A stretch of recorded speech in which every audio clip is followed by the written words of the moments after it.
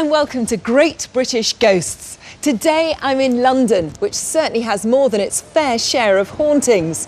Later on, I'll be going on a historic ghost walk. But first, I've come here to the Grenadier Pub in Knightsbridge, which has an intriguing story about a soldier.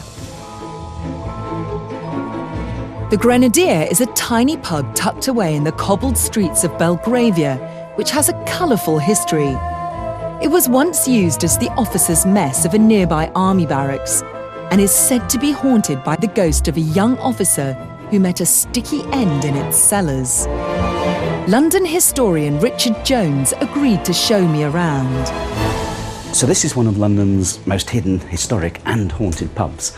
It started life as an officer's mess, and that's why we have all this military memorabilia around the walls, hats, guns, swords, pictures of soldiers, etc. And in the days when it was an officer's mess, the story goes that a young soldier was caught cheating at cards, and this just wasn't the done thing, and his mates were so furious they subjected him to a flogging and a beating, and they accidentally killed him. Now nobody knows exactly when this happened, if it did happen, but tradition maintains it was in September. So September's the month when a lot of the paranormal activity tends to happen here.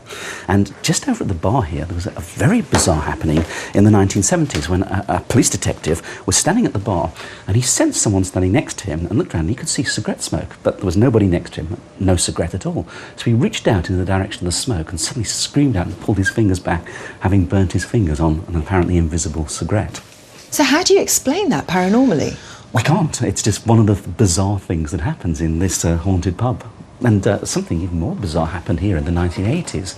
A TV crew came to film here one night, and the brewery sent a photographer along to get some souvenir snaps. And the photographer photographed this corner here. And in that window, when he looked at his photograph later on, he could see what appeared to be a sort of a very hazy face. And he got a bit of a ribbing from everyone who saw it, saying, "Oh, it's obviously you can just see the shape of the trees there." So he blew the picture up, fully expecting the image to sort of split apart and divide as he blew it up. But instead, it got clearer and clearer. And they actually saw that it was the face of a young man with a handlebar moustache, face pressed up against the window. And is it thought that that's the soldier that was killed? Some suggest it was the soldier that was killed. Others aren't too sure, because obviously so many people have passed through this pub, and any one of those could be the ghost that comes back to haunt it. How do you explain the face in the window? Well, the face in the window is an interesting one because it's something that's actually caught on film. The sad thing is I can't trace this photograph, because I would love to see the photograph, because then obviously I'd be able to look at it and draw a conclusion. But often you do get ghosts all picked up on film. People will take photographs of a window, they might take a photograph of a corner, and something that's not there at the time, when they actually come to look at the photograph, they'll see something there that they hadn't seen at the time.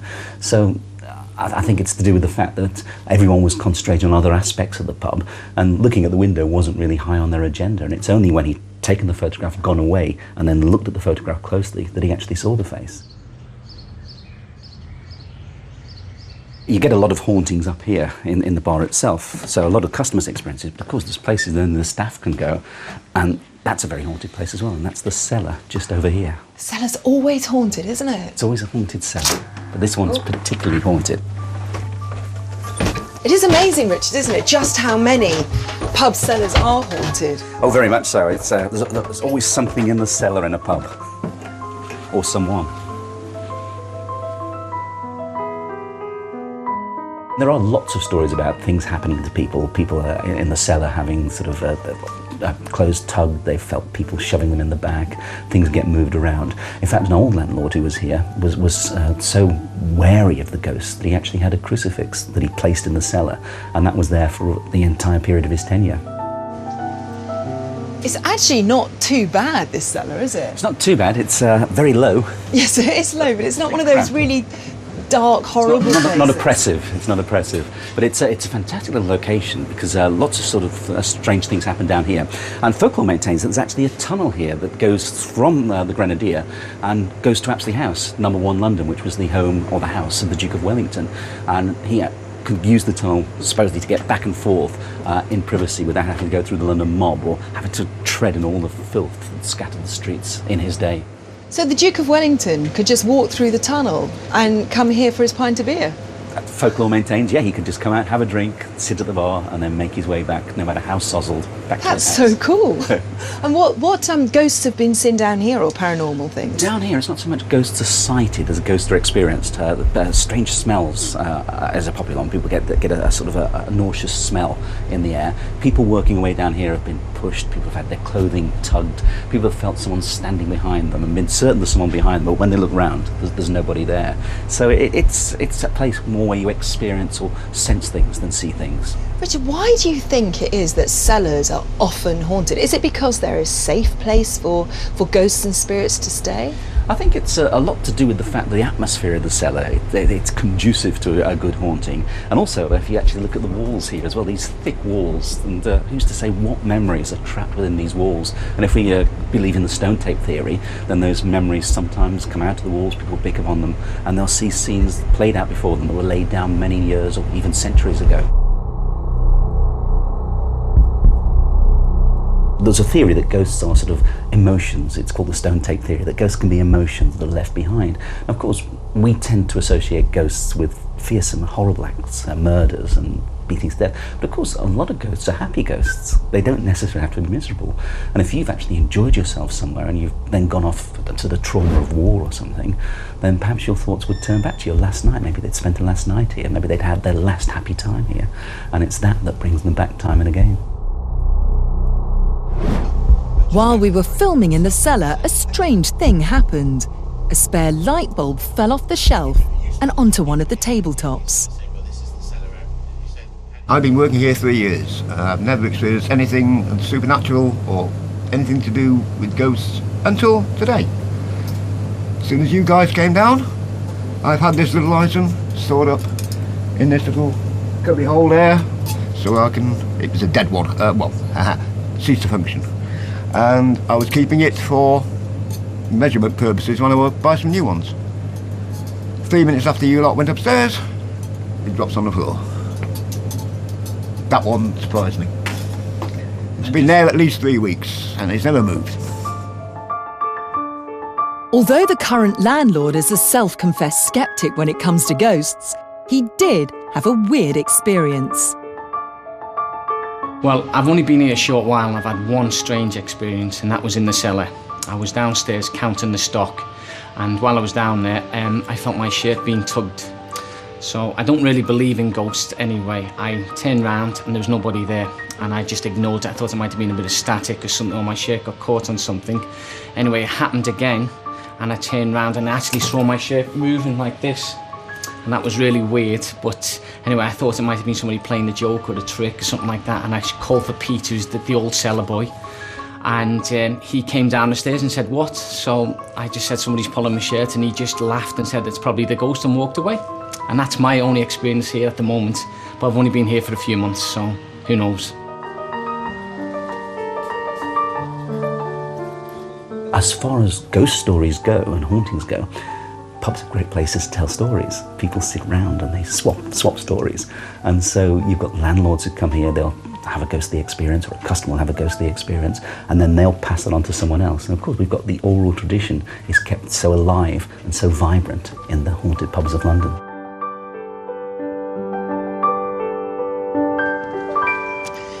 The Grenadier Pub is a real hidden gem in the streets of London, full of atmosphere and history. And quite frankly, it would be a travesty if it wasn't haunted.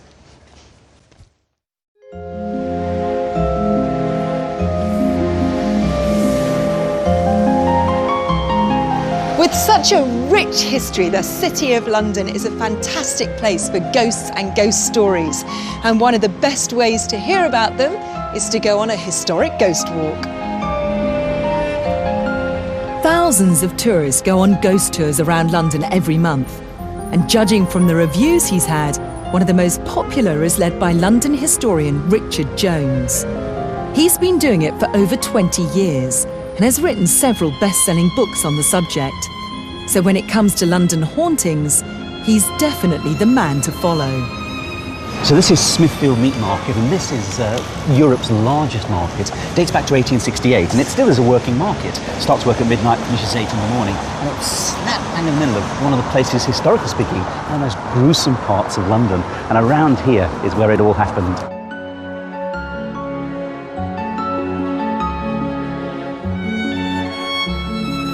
There are places that we don't really know why they're haunted, but we're now coming to a place we most certainly know why this is haunted, because for many centuries this was one of London's main execution grounds.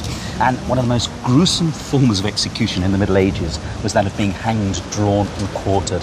And it was here at Smithfield that this man here, Sir William Wallace, Braveheart, was brought on a 23rd of August 1305, and here he was hanged just for a few moments, cut down and then castrated, and then the skill of the executioner was to actually cut you open and to keep you alive for as long as possible, so they could then take out your innards and burn the innards before your very eyes. That is gory and miserable. Horrible, horrible. And then cut into quarters, and quarters pinned up above the various gates. And his head was actually pinned up or posted up above London Bridge, on the south side of the bridge, so that people coming towards London would see William Wallace's head there and be reminded of the punishment awaiting all those guilty of treason.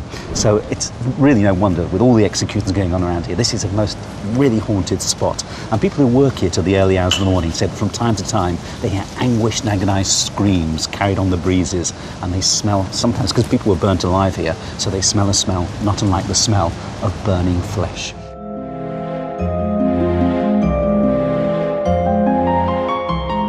This is the Hospital of St Bartholomew, and it's the oldest hospital in London still standing its original site. It's occupied this site since the year 1123. But from a paranormal perspective, it's a haunted hospital, because within the labyrinth of these buildings, there's a lift, an elevator, which the staff have poetically dubbed the coffin lift. And it's so called because it's a wooden lift, it's tiny, but also it's got this unnerving habit from time to time. If people go into the early hours in the morning, it doesn't matter which floor they press for, the coffin lift takes them straight down to the basement, lights go out, and it won't move. So after a few moments of madly pushing the buttons, they'll get fed up, pull the gates open, start to walk up. Lo and behold, the lift's waiting for them on the ground floor with its gates open and its lights on. So now they think enough's enough, and they'll start to walk up to the level they require. As they do so, very slowly, the lift begins to follow them from level to level to level. And to give you some idea of how unnerving it is, it's an old-fashioned elevator shaft where the stairwell goes around the open shaft. So as you're walking up, you can hear it and see it creaking just a few feet beneath you. You stop, it stops, continue your journey, the coffin lift creaks into life and follows you step by step by step. That is very weird. It's a creepy tale. It's one of the best-known stories of the hospital. The point about London is that it's been in existence for 2,000 years, so you've had demolition, rebuilding, and the consequence is that the burial grounds have often been utilised into building spaces, so plague pits will often be built on. And we have what could be tombstones. No one's actually certain what these are. They could be tombstones. Certainly look like tombstones. But we're here in the most bizarre places. But as we come down the passageway, there's something quite bizarre about this passage, because it's a passage that officially has a name, but in reality it doesn't. You can actually see, if you look on the wall here, where the name should be. But every time they put the name sign up, it gets stolen. Another one goes up, it gets stolen. In the end, they just gave up altogether. What's it called then? Well, I can't see the attraction. Why anybody wants to steal a name that says Back Passage is beyond me, but steal it they do. Personally, I blame the medical students from St Bart's Hospital. But here we have the pub called the Rising Sun. And this pub is synonymous, or was synonymous, with the resurrectionists, the sack-em-up men, the body snatchers. And they're the people who go out into the early hours of the morning and dig up the bodies of the newly dead, which could then be sold to doctors at St Bartholomew's Hospital and then used for medical experimentation. Now, whether the body snatchers have got anything to do with the hauntings here, I don't know, but strange things happen here. Barmaids who live on the premises, they've long grown used to the covers being tugged off them in the dead of night by an unseen hand. Others have the worst experience. They're lying in bed at night when the bedroom door will creak open, and they'll sense that someone or something has entered the room. They can't see anything or anybody, and it gets worse. Whoever it is, sits down on the bed, and they can feel the pressure of where it's sitting. They can even see a depression where it's sitting, but just can't see anything or anybody. And then in 1990, its then landlady was enjoying a shower one summer's afternoon, and she thought she heard the bathroom door open and then close, and she called out, no response. And then, you know when you get that feeling there's somebody standing behind you? Well, she got it, and she froze in horror as the shower curtain pulled slowly aside, and the very next moment, an ice-cold hand ran down her back, and she turned round, and there was nobody there.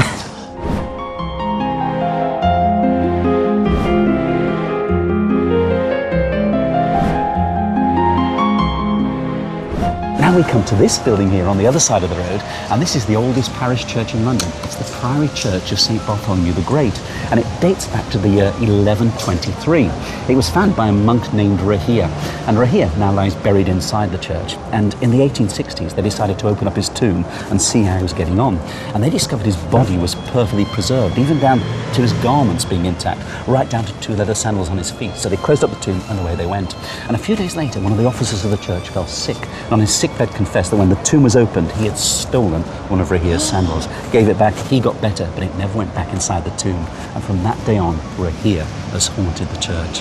And it's mostly late at night he appears, this hooded figure who comes out of the gloom. He brushes past anyone who stands around, and as you turn around to acknowledge him, he shimmers and melts away before your eyes. And is he looking for his sandal then? Supposedly he's hopping mad looking for his sandal.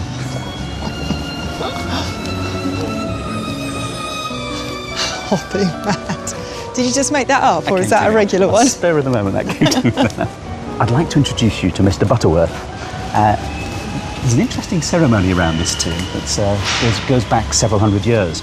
But if you had arrived here 100 years ago, around this tomb here, on Good Friday, you'd have found a group of poor widows, and silver sixpences would be dotted all the way across the tomb. And the idea was that he left a bequest for poor widows every Good Friday to come here and remember him.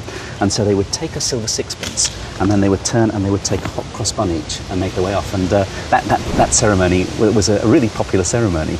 Nowadays, there's not that many poor widows in this parish, so nowadays they actually do use the choir boys or the church officers, and it's gone up to 20 pence and a hot cross bun and a glass of sherry for those who attend.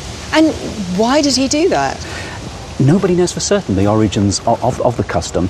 Some say that it's because he died a bachelor, and he was so terrified nobody would remember him that he left this bequest for the poor widows of the parish to actually remember him.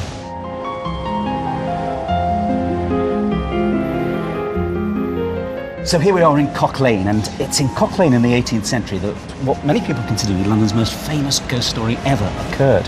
In fact, in Cock Lane in the 18th century, there lived a man named William Parsons, and one day he took in a lodger, William Kent, and his mistress, Mistress Fanny.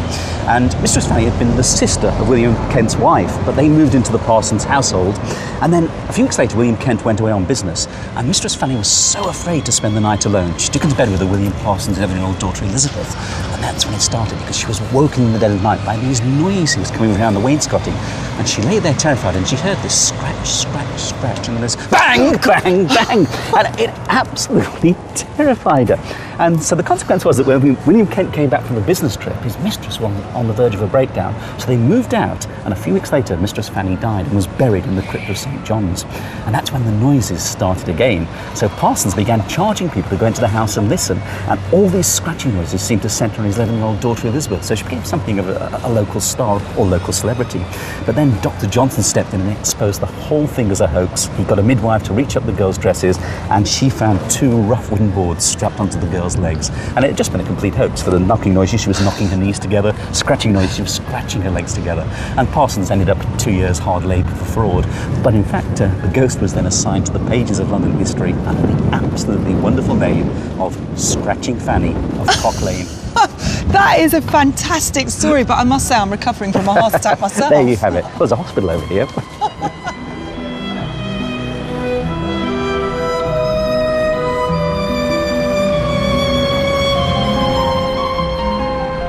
Well, we've arrived on London Wall, and this really shows what London's about. We've got the modern buildings here, and almost lost amongst them, you've got this Barbican Tower from the old Roman wall. It goes back to AD 200, so we've gone back 2,000 years into London's history. So this must be a place where there are ghosts. Well, this has what is perhaps one of the oddest ghosts in London. There was a letter sent into one of the city newspapers in 1912 when a reader wrote in to say he was passing a segment of the old Roman wall late one December night, when all of a sudden a hand reached out of the wall and slapped him across the face.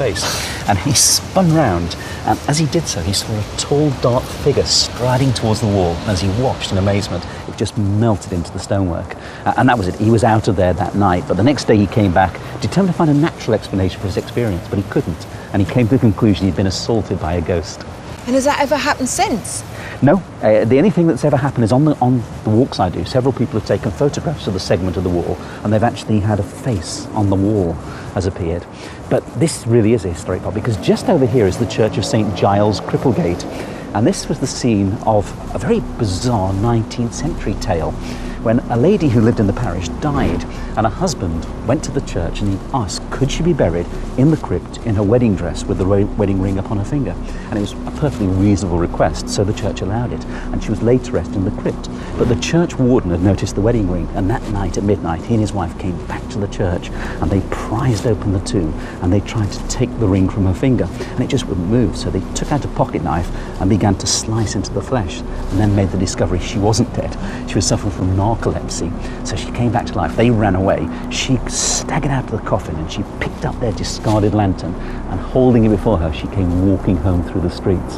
And then she knocked on her door and she knocked, and eventually the maidservant heard, lit a candle, came downstairs.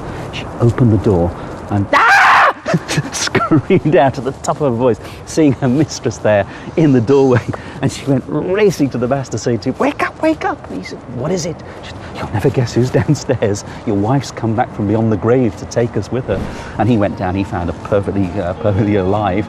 He gave her a hot drink, put her to bed, and she went on to live for another 35 years.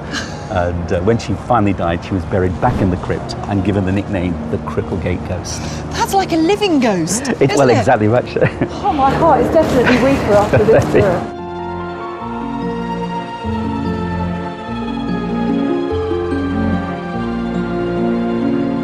Well, I lived in London for about 15 years of my life and I didn't know most of that history. I must say some of it is quite shocking and some more light-hearted. But going for a walk with Richard is certainly a very entertaining way to hear about both the history and the ghosts. I'll see you next time. Bye-bye.